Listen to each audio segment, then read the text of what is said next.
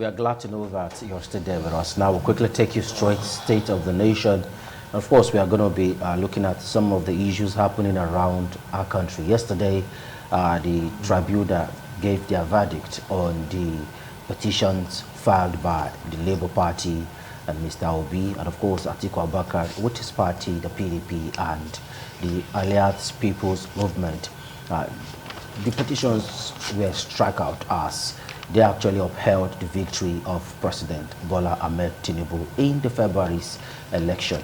Now, the Nigerian Presidential Election Tribunal ruled on Wednesday that Nigeria's main opposition parties failed to prove claims of electoral malpractices against the governing of All Progressive Congress APC in February's disputed elections. Now, this petition is hereby declared unmeritorious. To join us, look at the front line of this discussion, we have with us in the studio Dele Igbenedion, who is a legal practitioner. Thank you for coming. Thank you very much, moderator. Hello, viewers. Glad to be here. And yes, from my extreme left is Alhaji Al-Amin Alao. He's also a legal practitioner and a civil rights activist. Thank you for coming. Thank you very much. Good morning, viewers. Okay, well, this on a lighter note, like we said behind the camera, that there's a striking resemblance in our outfit this morning. It's like, was it planned? Oh, well, I think obviously it reflects the mood of the nation. It's not one of very bright colors. Okay. So I think this is reflective of the mood of the nation. There is some soberness, some sobriety, you know, in the way the Nigerians are feeling at the moment. So I think that is reflective. I wouldn't know what you mean by not a very good bright color. I mean, looking at the judgment so far, what is your take? Let's start from there. Take us through the judgment that was delivered yesterday and tell us your take. I think on the judgment delivered yesterday, I took my time to listen to the judgment, and in my opinion, my own candid opinion, the judgment was in accordance with the provisions of the law,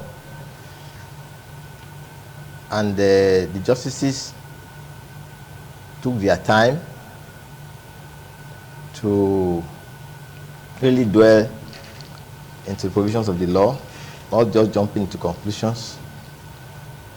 And it was, in fact, good that it was transmitted, so that if you follow, all we know the reason why they arrived at the decisions.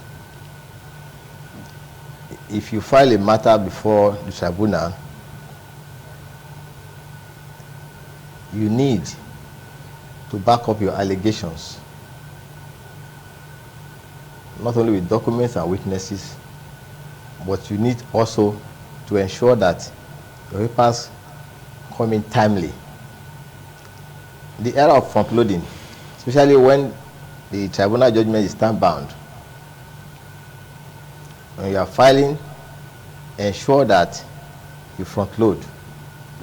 One of the points noted yesterday was that the PDP and the Labour Party, their counsel, they were able to upload some of their witness statements on oath and exhibits, while they now decided to subpoena some other witnesses whom they refer to as the witness of the court, having paid filing fees, and rest were duly accepted. But the court made a distinction between witness of the court and witnesses of the petitioners. That witness of the court will be witnesses that the court so motto on its own feel we need this witness to clarify this issue as an expert in this court, and the court on its own invited that particular witness. The court was able to establish that most of those witnesses were witnesses known to the petitioners. Some of them were served directly in their villages, and so they wonder why, when you have access to these witnesses, why didn't you take your time to ensure that you front-loaded their witnesses' statement on oath. And so, since those documents could not come within the required 21 days, eventually they were expunged from the record, and they were discontinued. Now, some will feel, oh, this is a technicality, or this is injustice. It's as if our vital witnesses, were the evidences we have tendered, are not considered by the court. And that is why law and morals come in. Okay, let's come to Delhi now. The judgment yesterday, was it based on technicality or based on justice? I think it was a total injustice. With greatest respect to the learned justices, it's a laughable judgment. It has no basis anywhere, either in law, in this country, or externally.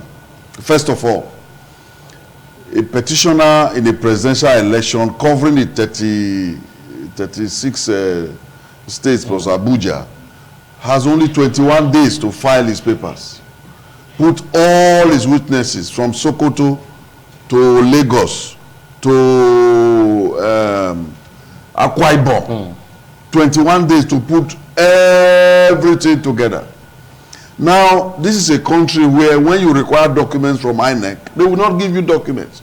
You must still come back to the same court to apply to the court to force them to give you the documents. We all saw it when they made applications asking the tribunal to order INEC to release documents, to give them access to the computers, the IRF, for them to check all this. Which took a little time. Which took time. So you are expected to do all of this within 21 days.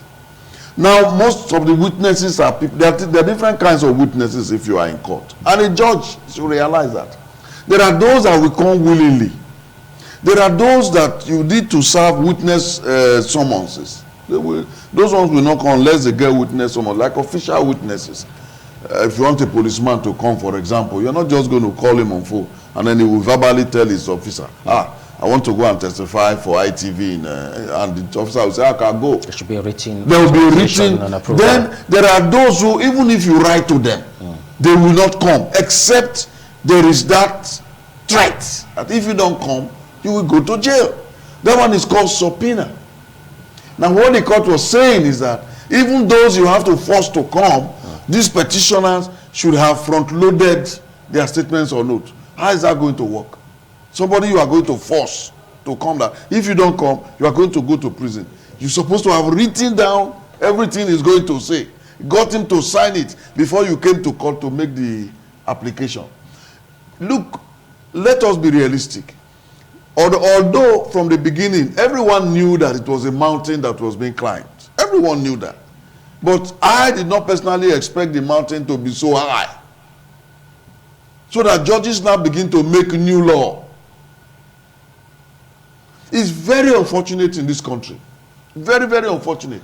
The unfortunate thing again is that we are all going to be living in the we are all living in the era now of this, if I might use the word, maladministration. We are living in it.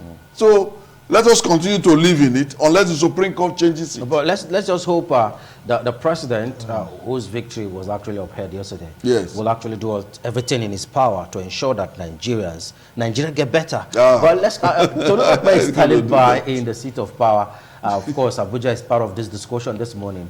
I don't know if we can quickly get a feeler from Tolu Lope join the conversation. Tolu. Barrister Godwin Idoko, who is also joining us as we are engaged in this discussion concerning. You listen to some of right there from our Benin Network studio. What do you make of the decision taken right there? Yes, good morning. I think then I done the sound decision. The sound decision was stated, and I must commend the effort of my Lord Justices, who took time to painstakingly go through the petition of the petitioners to come up with that well-considered judgment. I must commend them. It's a well-considered judgment. Okay. But looking at what transpired, there is this feeling that there will be pandemonium at the end of decision taken by the tribunal. Would you say the effort taken by the judges by painstakingly going through the process, factors responsible for decision taking, has also calmed the nerves of so many Nigerians? My brother, first of all, let me tell you that there are differences between truth and evidence.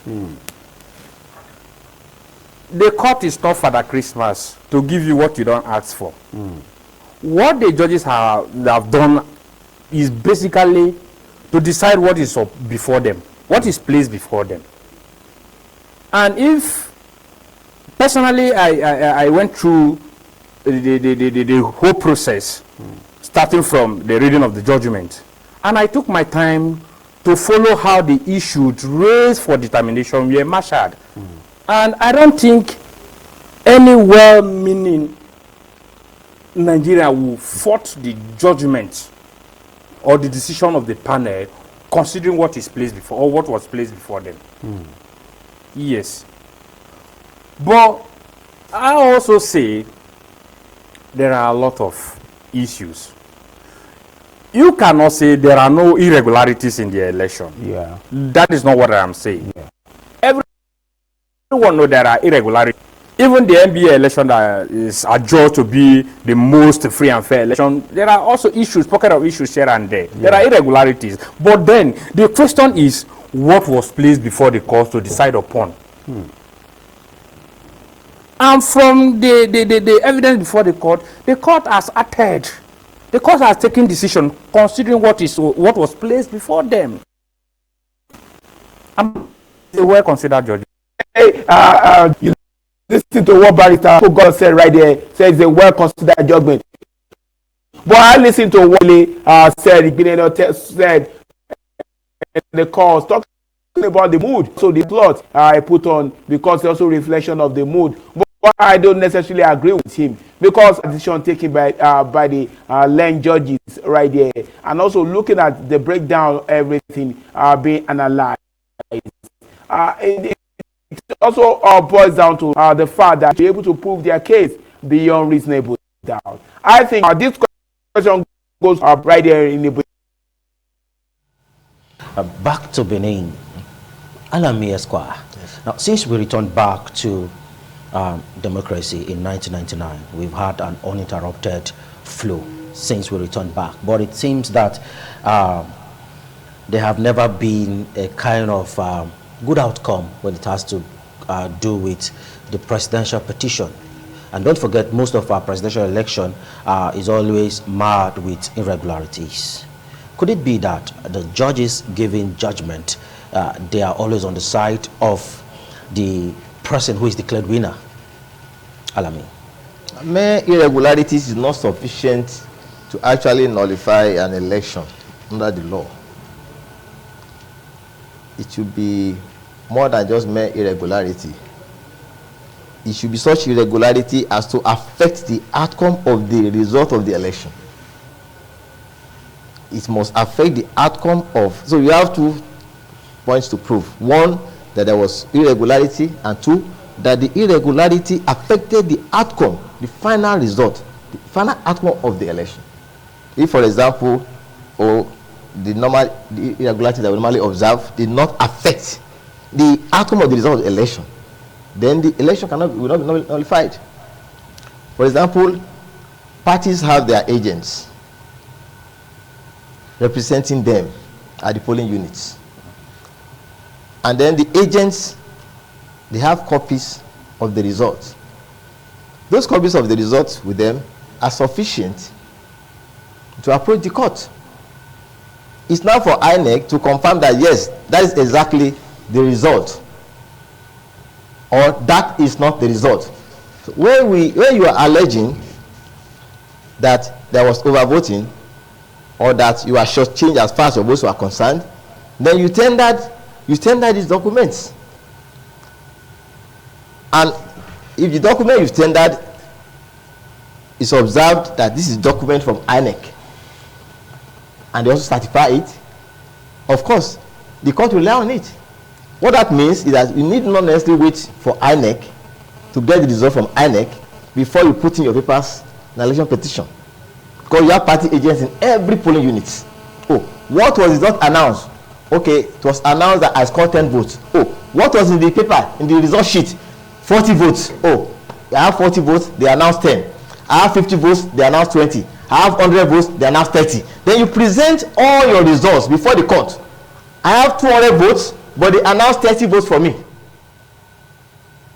So you need not wait for INEC before approaching the court, because you have agents in all the polling units. But where you now fail to now tender the result sheets, the presumption is that if you have tendered it, it should not be in favor of your case, and that explains why you withheld it. Because say, okay, you have alleged that there was irregularity, that okay, you scored 100 votes, but you are giving 20. Now let us see the result sheet, and you fail to tender it. Then the court will feel, oh, possibly that means you are not telling the truth. Because for you to withhold tendering the result sheet, for the court to actually ascertain what you are saying, there's presumption that the result sheet will not assist your case. That means you will withhold it. So it is not civil cases, balance of probability, but the onus is on the person that is alleging. Okay. You need to actually prove now, it. is it possible for us to ever get to a point where those who challenge the outcome of presidential results get justice in this nation? Pastor Daly. With the current state of the law, my answer would be no. Why? With the current mindset of our judges, my answer would be no. With the current situation in the country, if it continues like this, my answer would be no. The reason is because the reality is far removed from the law. Look at the case that happened in Lagos, where my brother is talking about tendering result. What if there was no election at all? How do you prove that? In some polling units. In some polling units, in several places. Or in situations where people to vote for one political party were prevented from coming out, like in Lagos, where suddenly on the morning of an election, a festival was declared that if you are not an indigene, don't come out. If you are not a real Yoruba person, don't come out. If you are a woman, don't come out. And that is the day of election. The government did not do anything about it. The police did not do anything about it. The security agency did not do anything about it. How do you now, what do you now tender in court? Meanwhile, your opponent, he will bring result and say, election took place, I won. The INEC, look, our system is very flawed, very compromised. Let's not dance around it, because will it ever be improved? Well, look, should we have assurance? That is the question that people are asking. How do we clean up this system? Nigerians went out to vote massively in February. Their hopes were that the system will be cleaned up. Now we are back, in fact 20 years back. And to such an extent that even in a small country like Niger, where the government was overthrown, we do not have the moral compulsion to be able to talk to the coupists. Because they are saying, look, you that is talking, go and remove the log in your eye now. That is our problem.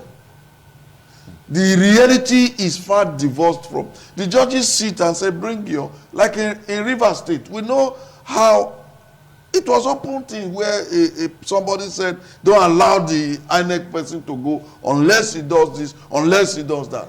And the person boasted, and he's been rewarded now with an appointment. Okay, how do you now prove that?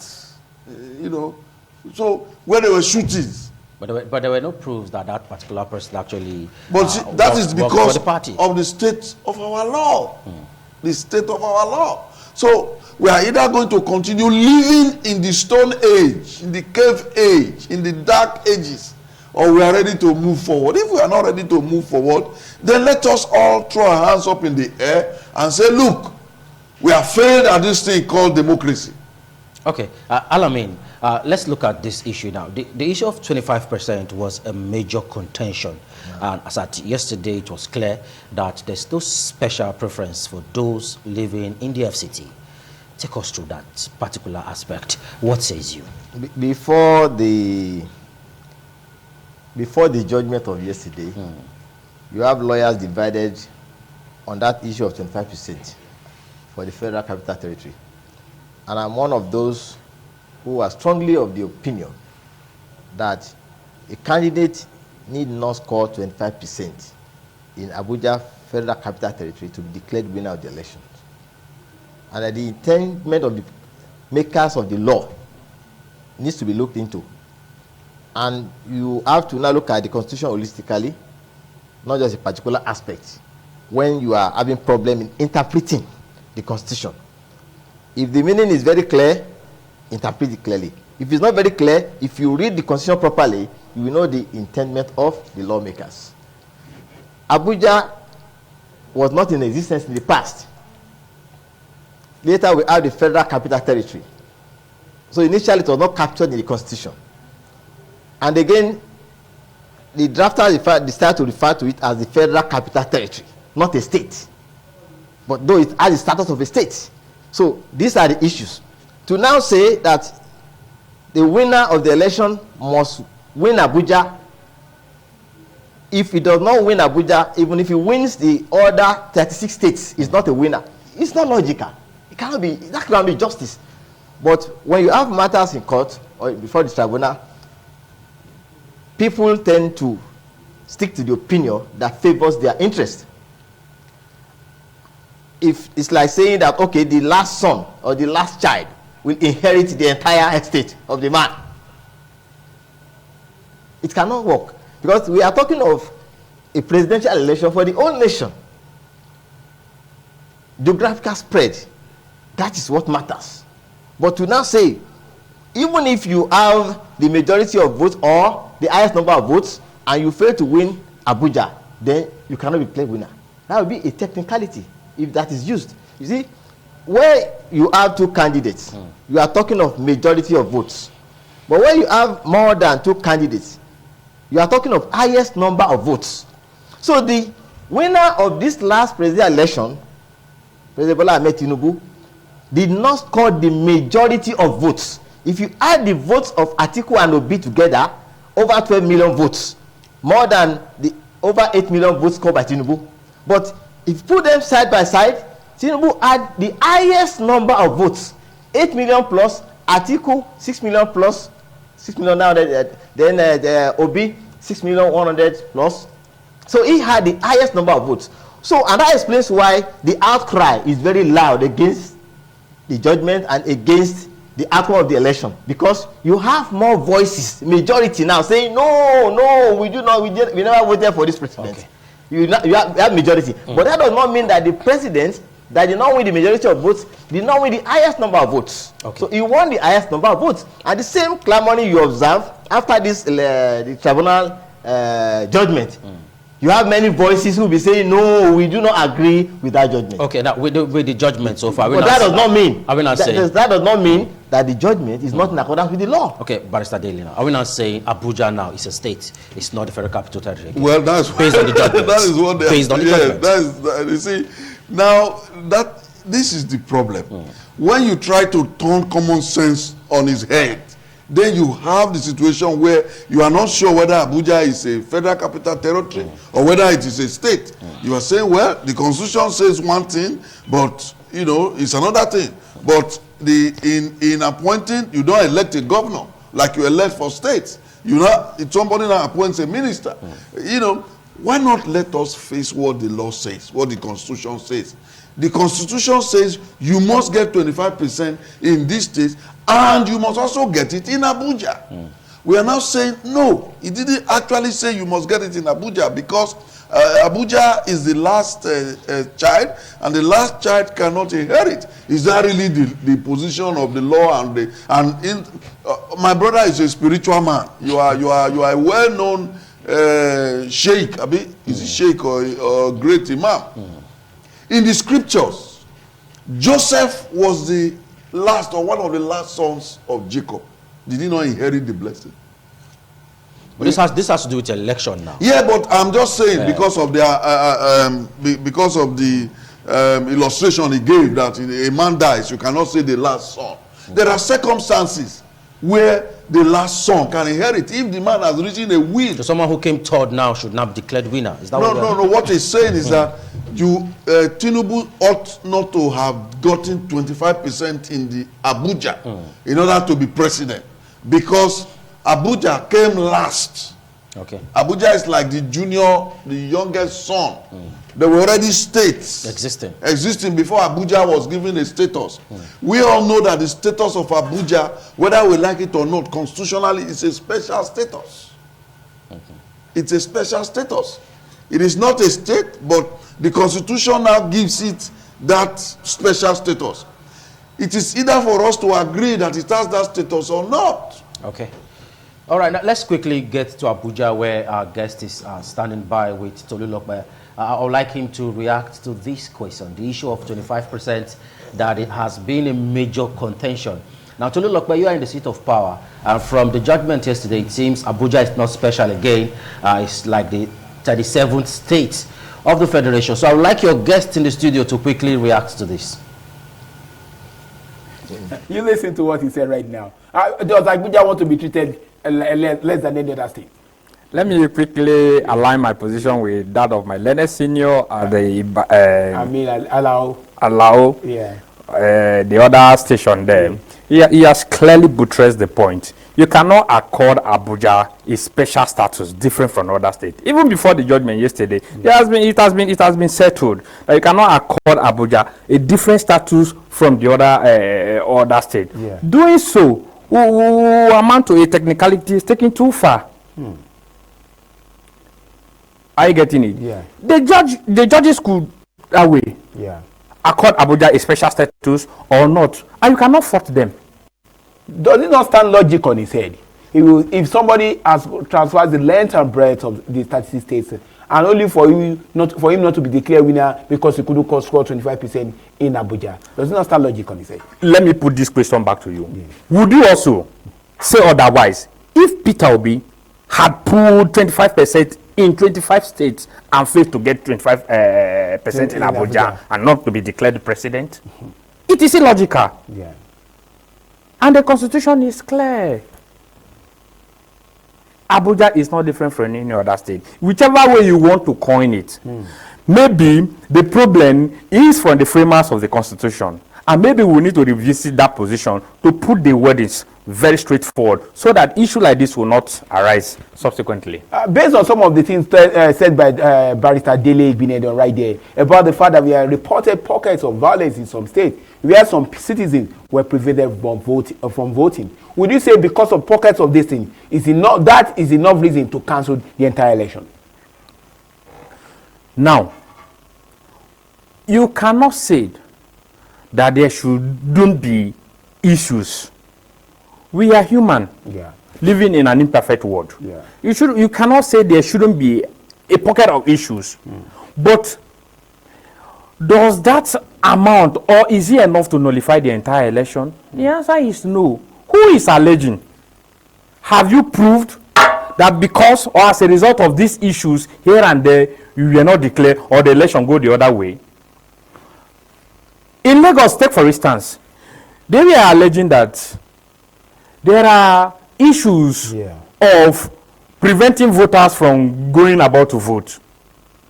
But the Labour Party supporters who are alleging same won the election. Could it be that it is the Labour Party who are alleging that their supporters or their voters were stopped from voting? I don't know whether you're following. Could it be that it is the Labour Party supporters who are preventing political party supporters from going about voting? Because you were the ones saying your voters were prevented from voting, but you also won the state. And you agree with me that Lagos State is predominantly an APC state. So if you were prevented from voting, how come you won the election in Lagos State? And with wide margin, over 1 million votes. So when we take a cursory look at the decision taken, besides that of that, there were even reports, according to some of the statements made by the justice right there, where they said they could not prove beyond reasonable doubt that the result, there were irregularities, some of the results gathered, but there cannot be irregularities in all the 774 local governments. That the respondent couldn't give enough tangible evidence to buttress the argument that were irregularities across the 774 local governments. Do you also agree with the judges on that? Very well. Very well. You say they were irregularities. Agreed. Be particular. Be specific. And that is why the justices use the word generic. You cannot give a blanket statement that they were irregularities. Yes, there were irregularities, but which polling unit? Your agents were there. Come with a proof that they were irregularities. Let us see that they were irregularities. He who assert must prove. And in civil cases are decided based on preponderance of evidence. It is the evidence before the court that the court will act upon, not your emotion and not your sentiments. Okay, I am alleging that you stole my phone. I walked through the court and said, my lord, my phone is missing. Prove that your phone is missing. Prove that this person that you are alleging stole the phone. And it is simple. I was expecting ordinarily that from the polling unit, from the council ward that you are alleging irregularities, your agent should come from there. For example, I am from Ogbadibo in Benue State. If you are alleging that all political polling unit, which is I don't know what 3, you are alleging that there are irregularities there. Labour Party agents were there. Call them. Okay, was the INEC paper not signed? Were they overvoting? Tender, let something be before the court so that the court will act upon what you've placed before them. Okay, there are irregularities. How? It is the how that you can't prove. And because you cannot prove, the court is not Father Christmas to give you. Are you saying that's why the opinion of the masses, people saying so many things, is different from the reality? Opinion is different from the law. And I told you earlier that truth is different from evidence. I may agree there are irregularities, but where are the evidence? And evidence is what the court can see to act upon. If the court go on to act without evidence, would you like it? It is as simple as that. But would you say an injustice has been done by decision taking? What is injustice? In our court, justice is the three-way traffic. Justice for the complainant, for the defendant, and for the society. So who is alleging the injustice? If it doesn't favor you, you allege injustice. Those that it favors are alleging that yes, the court has done. I listened to the interview of the Vice President Shetima. He commended the effort of the justices. He was happy because it goes on its way. Those in the other camp are saying no, that the injustice has been done. And generally, the society, but now critically look at it. And one thing I keep telling people is, if I have the opportunity, one thing I will do in this country is to make the study of government, both from the primary school, the secondary school, and down to the tertiary institution, a compulsory subject. People need to know. People need to understand the Constitution. People need to understand the working of government and how these things are interrelated. The level of ignorance in the society is too much. And that is our major problem. Another thing again, another angle we should also look at is, before we fought the judiciary, look at the framers of this constitution. The court cannot go outside the law to act. It is what is placed before the court that the court will interpret. You've elected somebody into the legislature to make law for you. The law that this legislature has made has been interpreted by the judiciary, and you are angry with the judiciary. Why? So you look at the problem is not really that of the judges. And like I said, you have placed the red ink before me, and I've seen the red ink. I cannot, because of emotion or whatever sentiment, say no, this is not the red ink, this is a blue ink. I'm still talking with Barrister Idoko Ogodo right there. We're talking about decision taking right there from the tribunal. And looking forward, the Labour Party has issued a statement. They are not going to rest on this. They are moving forward, taking it to Supreme Court. Do you think, in the line of some of the decisions taken by the tribunal, do you think they have a good case going forward? The Supreme Courts are the headmasters. Supreme Court is a policy-making court. If the Supreme Court decide otherwise, then it will be bound by it. But in my opinion, and as a lawyer, the Supreme Court will not go the other way. I strongly believe. Look at some of the how the tribunal is the factors responsible for decision taking. Issues that were raised for determination were critically analyzed. We'll talk about double nomination. Yes. The Court of Appeal told you that the issue has been decided. The Court of Appeal is lower, and they are bounded by the decision of the Supreme. They also went ahead to even tell you that the double nomination is a party affair that don't even have power, whatever house of a nomination in another political party. And don't even obtain form to become vice president. You obtain form to become so vice president. the double nomination claim. That is a problem. And nomination president is solely the decision of the presidential candidate. That is one. Second issue that you raise irregularities, but you cannot substantially prove. And after a witness is called, we were rejected.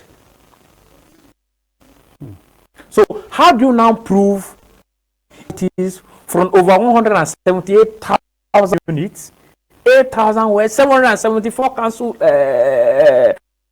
How do you prove irregularities with 3 witnesses? So much really have been right now talking about some of the things concerning decision taken by the tribunal in a bid to get to be able to ensure that the right thing is done. And when you look at some of the decisions taken by the tribunal, it also itemizes salient points that needs to be brought to bear in a bid to really guide us good.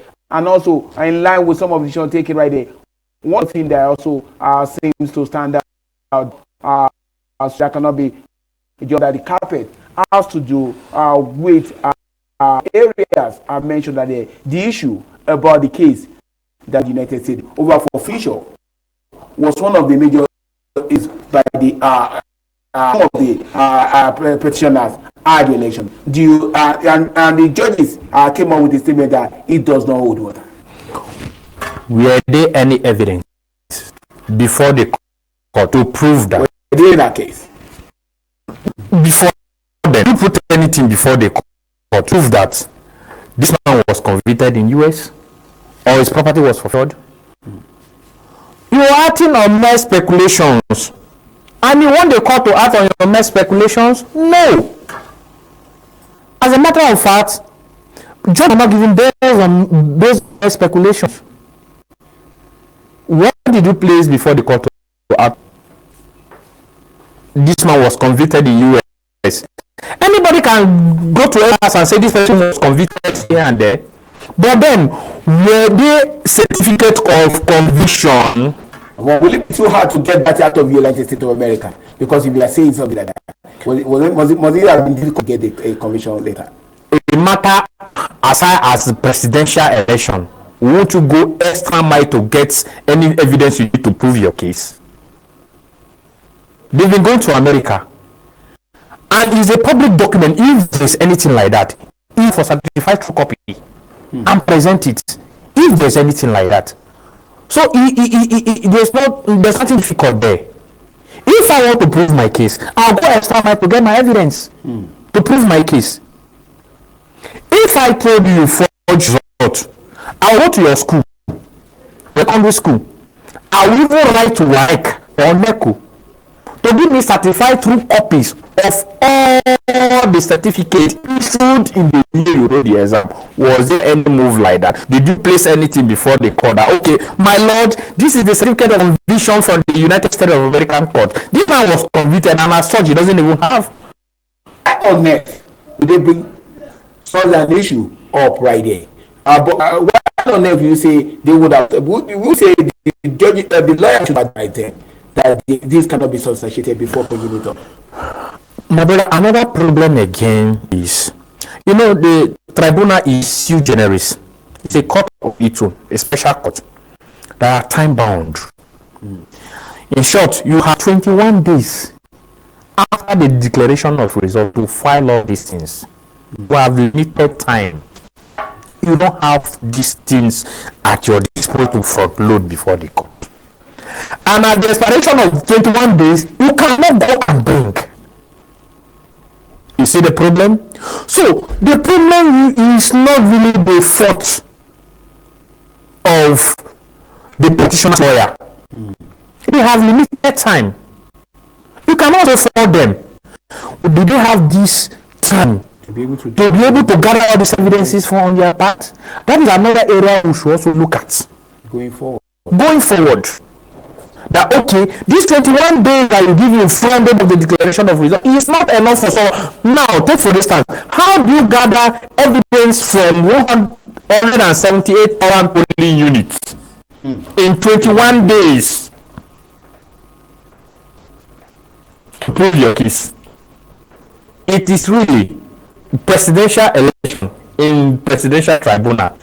Proving election in presidential tribunal is like a rock of Gibraltar.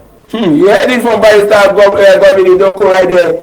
When improving election by the election tribunal is like trying to squeeze that out of stone, unless probably certain things is changing the constitution to be able to accommodate for them, to be able to get another, to be able to take these things and be able to get justice. And just before we wrap up from the Abuja Network Studio for this segment, and I have a question for Barrister D right there, because we've been talking about it. He mentioned some of the things that I felt were not put into consideration. But my question to him is, do you think those irregularities noticed were enough to be able to declare, not to declare Bola Ahmed Tinubu the winner of the election? I don't know what he has to say concerning this.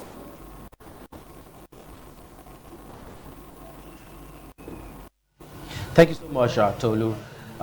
Reacting to what your guest in the studio too has said, he has actually atomized so many things. He talked about Lagos being predominantly an APC dominated state. He spoke about the outcome of the tribunal. But quickly, let's get to Alami Esquire. Barrister Idoko actually said that Lagos is predominantly an APC state. Is it not subject to change? Is a state is a particular state peculiar to a particular political party? There is no state that is not subject to change, and that played out in the last presidential election. We saw that the Labour Party won Lagos, and the Labour Party also won Abuja. In fact, all that gave credence to the argument that the election was not manipulated. That because if as presidential candidate, I want to really manipulate, I have the power to manipulate, I will tell the INEC chairman, give me Lagos, give me Abuja, then give me some other states. But though I want Abuja, particularly when I know that I need to score 25%, if it is true, give me Abuja, give me Lagos. After all, I was governor in Lagos State. After all, Muhammadu Buhari is in Abuja. Give me those states, give me Ebonyi, give me this. You see, I do tell supporters of Labour Party and PDP, what led to them losing the election was when they divided. 2019, Atiku Obi ticket, over 12 million votes.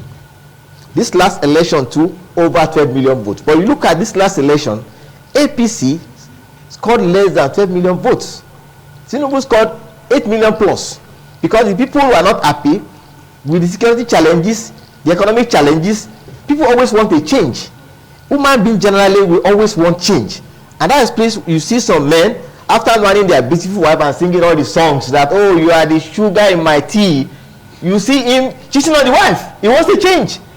An average human being wants a change. Oh, you have been riding this car for the past 10 years. You want a change, and the same thing happens to government. It doesn't matter whether the change be positive or negative. People don't want to change, and so that affected the outcome of the election. Now, PDP Labour Party over 12 million votes, but APC, the ruling party, 8 million votes. Assuming they were together, that means they will have won the election. So if you divided into two, and then you split your votes, and then Tinubu now had the highest number of votes, you should not now resort to keep saying that the election was rigged, it was manipulated. You need to actually know where the fault came from. Then possibly come together again. You are trying to tackle a ruling party. Then you need sufficient strength and numerical strength to push them out of office. Okay. But by the time you start to divide yourself and you are expecting a miracle to happen, it will not happen. In fact, you see, I've heard some APC supporters saying that in fact we were shortchanged. We had over 12 million votes the last election, but this time around we have just over 8 million. That means the election was against us. So you see, allegations and counter allegations. Okay. But before I keep quiet, before I round off, we need to really commend the judiciary. The judiciary is trying its best, and I commend the efforts put in by justices in delivering that judgment, which we all watched yesterday. Anybody who is aggrieved, of course, we still have the apex court to approach. Go to court. Okay, now, Barrister Dele, let's now look at it critically. INEC actually admitted that there were glitches. And with what was on social media, some part of the country where election didn't happen, don't you think INEC had a lot of role to play as far as the delivery of these judgments is concerned? Well, we live in a society now where truth is despised.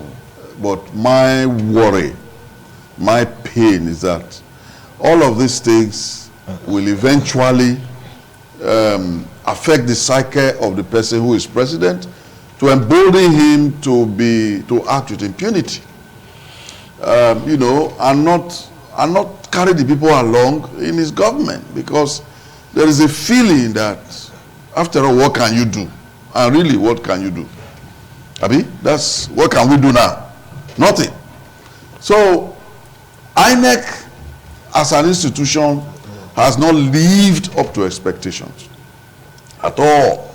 And you cannot tell me that for such, to borrow the comment, the expression used by Barrister Idoko from the Abuja studio, that for such an important election, you did not test run your equipment to make sure that they will be in top performing order, that you had glitches. So what do you now expect the people to do? The chairman of INEC is still there. He has not resigned. All the people who are in charge of the IT have not resigned. They are still there, enjoying their salary. When they failed the nation at the critical point, and they failed the nation to the favor of one party. To the favor of one party. So these are all issues. But I keep underscoring the fact that after all of this, we will live in this country. I hope we like what we are cooking. Because if you cook soup with 2 cartons of pepper inside, when you are eating it, I hope you enjoy it. When we say that, APC won, and now their policies are coming out, I hope we enjoy it. When we say judiciary have tried their best with what is on ground, I hope we enjoy it. I hope when we say Lagos is predominantly an APC state, therefore no other party will win there, I hope we enjoy it. Labour Party won there. Labour Party won there by what margin? Labour Party would have won by, in fact, astronomical margin all over. All over. The 36 states? Yes, the 36 states. Because you are a journalist. When you go, you feel the pulse of the people. The people, are they celebrating now? Are they celebrating? The people are pained. But the pain of the people. Should we have judgment delivered based on emotions or reality? No, judgment. The judgment they have delivered now is on emotion. The one they have delivered now is on emotion. They moved from the known to the unknown. How? First of all, a decision was taken that Abuja should not have a special status. And then they sought to justify it. With the greatest respect, this is my opinion. They sought to justify Abuja. But the Constitution has made Abuja to have a special status. If that is the Constitution, you apply it. You are not a lawmaker, you are a judge. Interpret what is there. If it is wrong, let the lawmakers go and amend it. It's not for you to say, well, this is, you start from saying that will be technicality for us to accord Abuja a special status. Then in the other areas where you are not supposed to, okay, the people have brought witnesses. Why not consider their witnesses?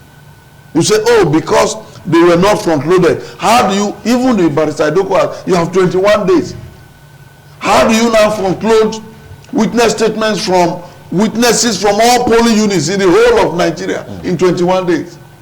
These people were not willing to come. They were subpoenaed. You say, their statements are supposed to have been front-loaded from the beginning. So I discountenance it. If you go for an exam and out of 13 pages you wrote, 10 pages are removed, and only 3 pages used to consider you for further exams. How are you going to pass? Okay. So all these are why we are saying it was delivered based on emotion. The fear was palpable. Few days before the judgment, you heard the retired judge of the Supreme Court, Mary Odili, when she made some pronouncements. Okay. So all these are, and I pray that they are living in the country, they will enjoy it the way it is. Right, just to let you know that any opinion given on this platform is the opinion. My opinion is fair and balanced. It doesn't have anything to reflect with the opinion of RTV in any way. Let's come to you now, Alami Esquire. Is there any need for Obi and Atiku to appeal? Is there any need for an appeal? Some persons are saying, let's just put our hands together and let the nation move forward from where we are now. What says you? Going to the appellate court, approaching the apex court, is the constitutional rights of whoever is aggrieved, whoever felt the judgment was not in accordance with the law, or who felt the apex court will have a second look at the judgment and possibly review some of the decisions of the Court of Appeal.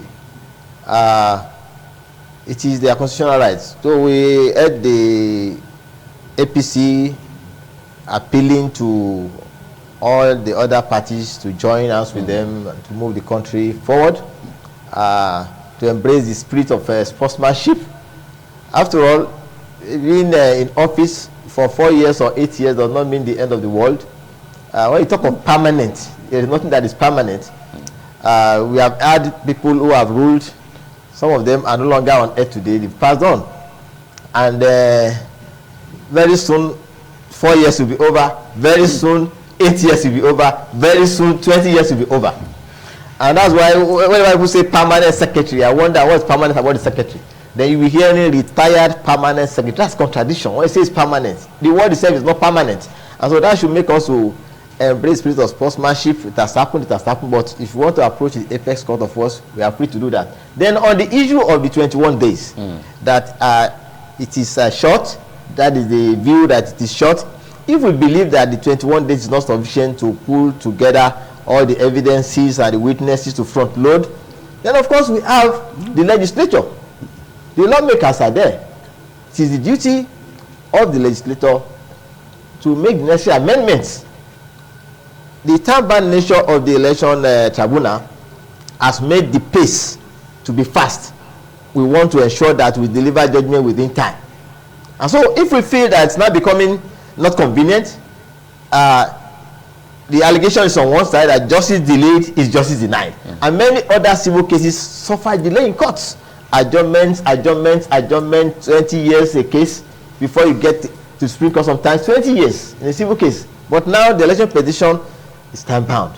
If we now feel the speed is too much, we can go back with the lawmakers, assist us in reducing the speed, so that we have more time to put in our documents and front load.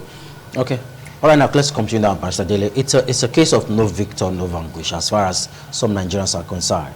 What says you? No. I don't have that opinion.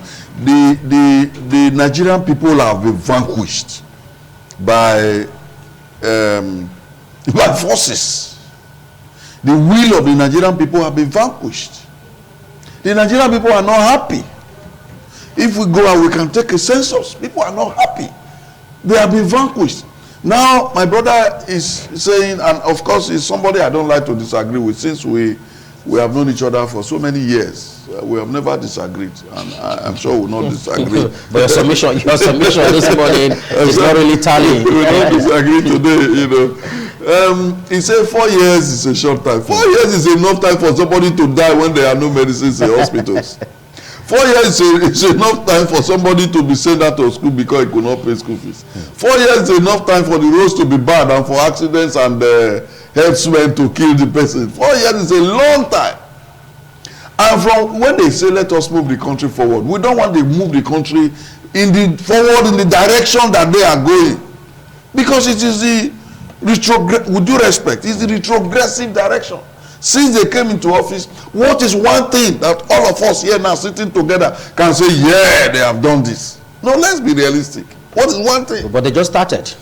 It is even when you start. Is it like, to use the parable, the aphorism of marrying a wife and then changing? Is it not when you marry a wife and you have what you call your honeymoon period? That is the first time, the early time you enjoy. You understand me? These people we married now, let quote and unquote, what are we enjoying? But don't forget that the president actually took over an economy that is really, really down. First of all, it is the same party. They are the one that brought the economy down. That's number one. Secondly, most of the ministers, some of the ministers he put on board now were ministers there. Thirdly, most of the people that are with them in their government now were either former governors, so they were all in the same thing. All of them cook it. And then you are not telling us, oh, the economy was bad. So Nigerians should not expect anything good from them. No, I am not expecting. And Nigeria will see. We have been in this studio. We talked before he became president. We talked. You remember one person came and said it was going to be 6 months of pain. And I shouted, another 6 months of pain again. Now they are telling, let us move the country forward in the direction of pain. I can tell you that as at yesterday, I met about 3 or 4 people who have left their vehicles at home. They can't ride their vehicles anymore. They've left them at home perpetually parked. Now, how many Nigerians will continue to leave their vehicles at home because of the cost of buying PMS fuel? Okay, Alami, quickly, we'll get back to Abuja in a jiffy. Going forward, what kind of judgment should we expect? Because it seems every time judgment is being passed in this direction that has to do with the presidential election, there seems to be outcry from those who actually lost out. What should be the way out? The way out actually is that the people at helms of affairs should try as much as possible to govern this nation with the fear of Almighty God. The electorates have lost confidence in our politicians over the years. And we've always observed, instead of improvement, retrogression, decline. And that explains why people always want a change. They will say, change the change. And so when the change could not be changed, so the people will not be happy. As I submitted earlier on, the majority of votes, if you put together the ANPP, Labour Party, PDP, is far more than that of the APC. But this is a decision whereby it is the person with the highest number of votes that will be the president. So we have a lot of outcry. Many Nigerians would have wanted the change, but the election was won by the APC. We will now be appealing to those in office. We are no longer interested in you changing your cars and changing your furnitures and changing your shoes. We wouldn't mind, as a president or a minister or even a governor, keep wearing the same attire or have a uniform you wear every day. We want improvement. It is not your appearance and then you are looking expensive that makes us to be happy while we are suffering. We want you to make sacrifices so that let us feel that you are there to serve our interests. You are not there as one to oppress us and to make life difficult for us. When we are feeling the pain, we want you to also feel the pain. And look at the minimum wage, for example. This is no wage. It's been said that the food you give a slave is not meant for the slave to be fat, but for the slave not to die. What do you do with minimum wage? So is that the experience of civil servants now in Nigeria? So what do we so it is very, very unfortunate. We are living in a very difficult situation. Meanwhile, you have people who are living extravagant life in this same country, while some are earning miserable existence. Some cannot even eat. Almost every now and then you are hearing calls here and there, people begging. It's not only the beggars you see on the streets that are beggars, and of course you don't give your hands to only those you see on the streets. There are some people who are really in need, but they will not approach you. That's true. So you need to be approachable. So those are the aims of affairs. We want them to cut down the cost of governance. Okay. Cut down the cost of governance and see what you can do to actually ameliorate the plight of the masses. I would like to see your submission as an appeal to those in authorities. Yes. Barrister Idoko is still standing by in Abuja with Tolulope. Let's get back to Abuja now, and as we begin to wrap up on this segment, Tolulope. Yeah, I still have with me Barrister Idoko, and he listens to all the things, comments made by Barrister Lao, not for Barrister Daily. But I will listen to some of it right there. In addition to some of the what suggestions and way for make our electoral and also to make our presidential election fare better that time? First of all, the electoral act need amendment because it is the law that guides our electoral processes. It's urgent amendment. The filing of processes from the declaration of the result need to be elongated. A lot of things need to be done. It is also difficult to have an incumbent seat whose matter is in court precedent. And like, we don't have separation of power in this country. It's difficult to nullify election of a man who is seated as a president. I would suggest humbly that if there should be that before inauguration, every task concerning election before one could be sworn in a way like that, it will be good. But if continue, that is why the matter goes on. It will be very difficult. Look at the time first. The timing of the for the campaign start is being conducted before the swearing is a very short period. Yes. Is it possible to not to have the election in the year that the president will be sworn? That is my suggestion. This is my suggestion. No one would have time frame allows that to happen. Yes, it is doable.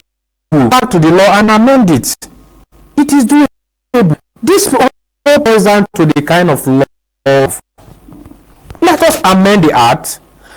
Let incorporate this thing, bring all this thing in. You see, all these things have been arrested by the act. Will reduce to the best minimum.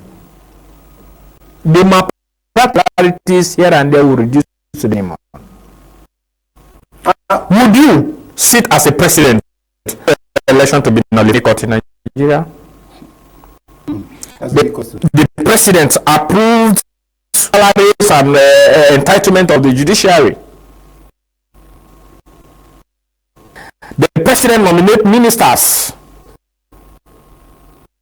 President appointment of judges. What are we talking about? Who are involved will still be pouring water into this basket. We have been with time not really on our side. Going forward, yes, we talked about the Labour case to Supreme Court. Yes, will be allowed to bring in more evidence, or the what already presented before the Tribunal? No, that is the political be right now. No. The Supreme Court is not a trial. Not take any other evidence there to the Supreme Court. What the Supreme Court will decide upon is purely law. Is to see whether the decision reached the Court of Appeal based on what was placed before them, they erred in law. Not about evidence again, my brother. Interesting, right there.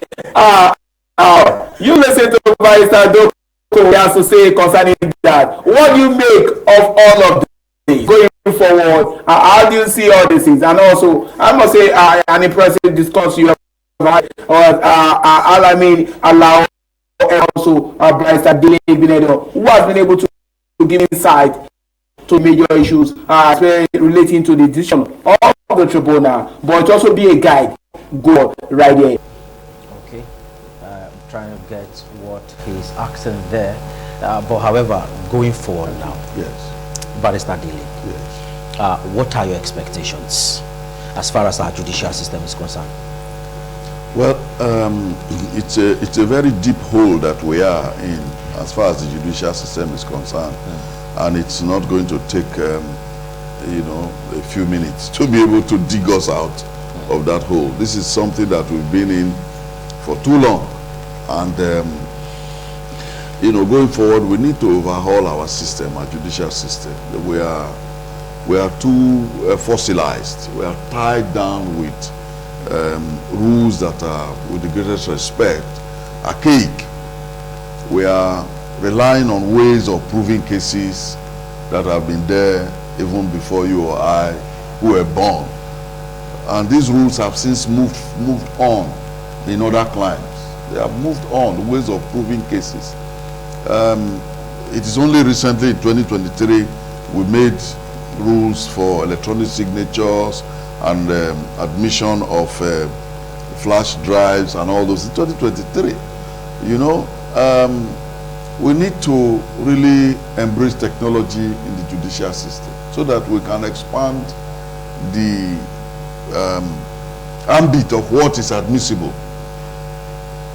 In foreign countries, if you are talking about events that happen and you have CDs and videotapes and all, you can admit Actually go back and yes, you can admit them. Yes, like we are saying that certain areas, certain things happen, videotapes, recordings and all that. We are now in the world of technology, and all this must come in the adjudication of cases. We cannot rely on the old system of judges writing and writing and writing and writing. And these are all the things that delay, proceedings and justice.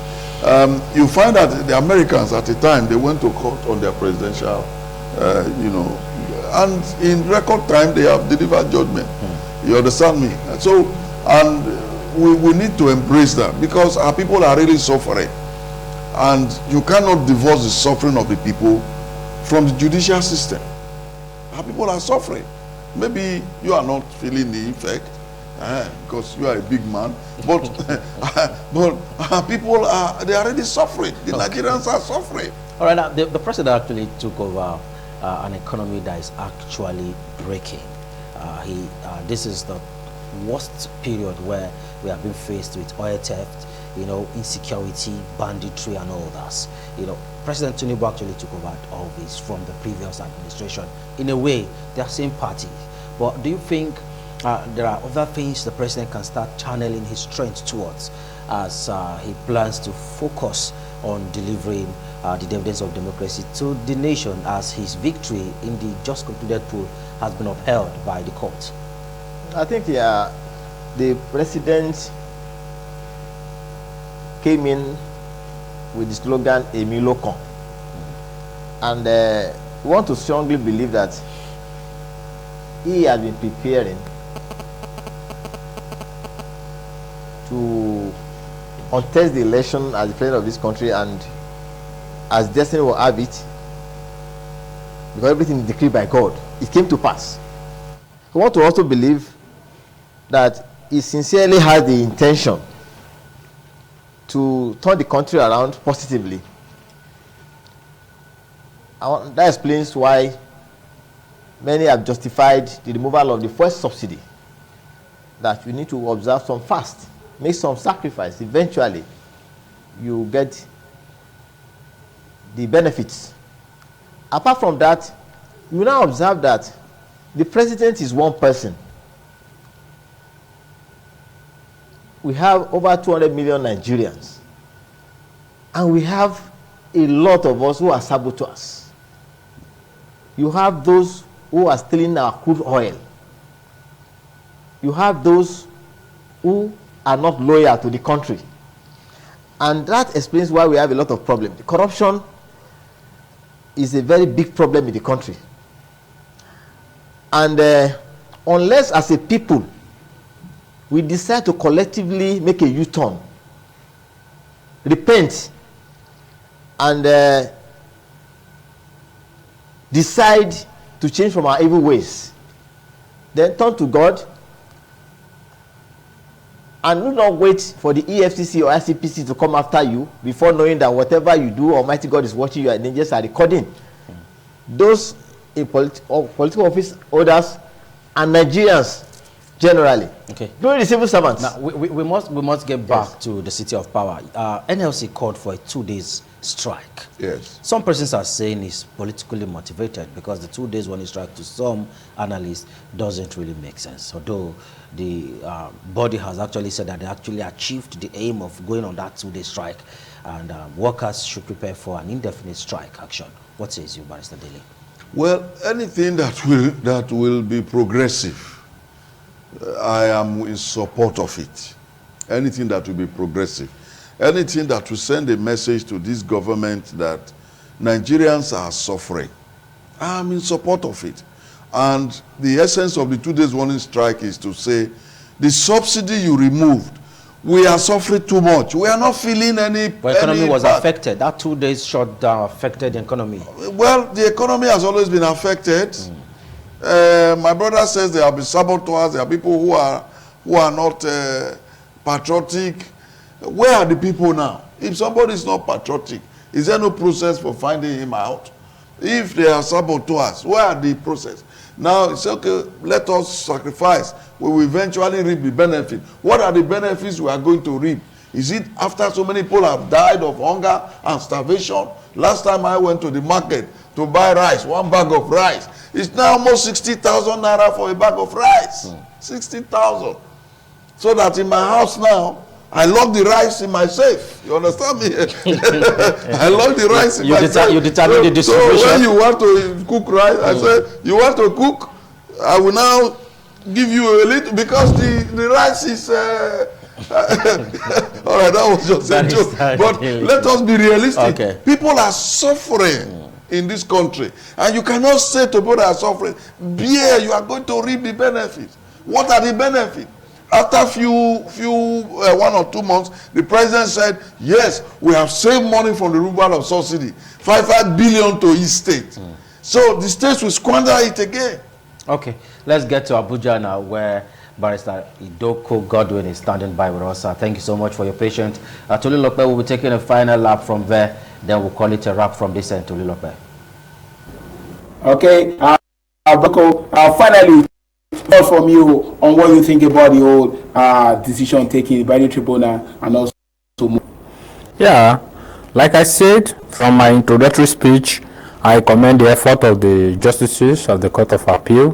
They've done noble. It's a well-considered judgment. And going forward, like my learned senior in the other studio said, we need to overhaul the system.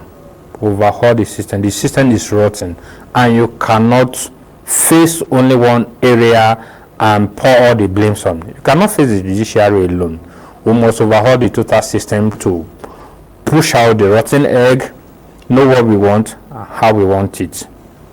You heard it right there, and that will be the size of the package from the Abuja Network. We want to say big thank you to Barrister Godwin joining us this morning as we take a look at the decision taken by the election tribunal right there, and how it will really help to reshape the country. Some positives and negatives right there, but we hope that we can be able to take the positives and also as an instrument to reconstruct the country.